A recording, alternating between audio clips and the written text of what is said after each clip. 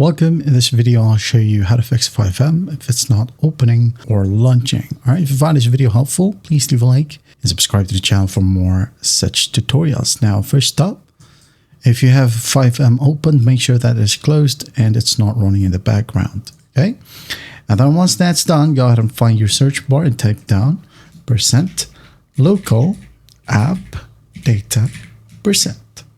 Again, %local app data %. Click on it. Now go ahead and find Rockstar Games or the Rockstar Games folder.